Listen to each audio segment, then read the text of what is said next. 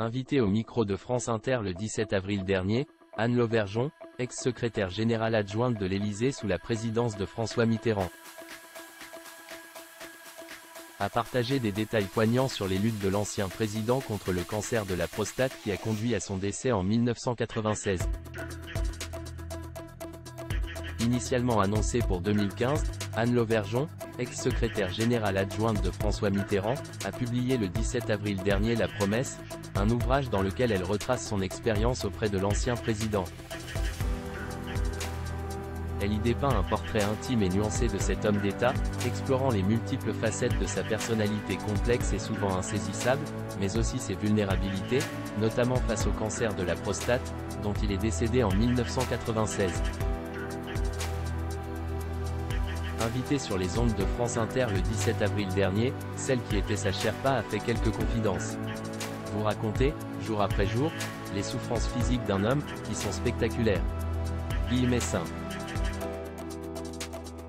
Des milliers de piqûres, de brûlures et de coups de poignard dans le dos en particulier, a ainsi évoqué la journaliste Sonia De Villers, avant de demander à Anne Lauvergeon quel rapport son ancien patron entretenait avec la douleur. C'est comme ça qu'il me l'a raconté effectivement.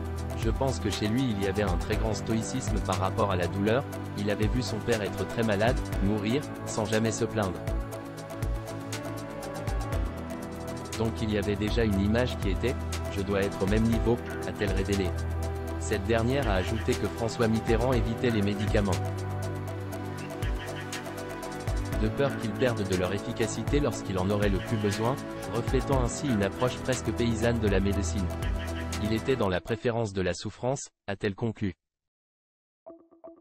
François Mitterrand, ses confidences à Anne Lauvergeon. Invitée sur le plateau de C'est à vous sur France 5 le 17 avril également, Anne Lauvergeon a fait d'autres révélations. L'ancienne secrétaire adjointe de l'Élysée a partagé un souvenir poignant lié à François Mitterrand, racontant comment, en 1994, avant que la presse ne révèle l'existence de Mazarine Pinjot, fille cachée du président, Mitterrand lui-même s'était confié à elle.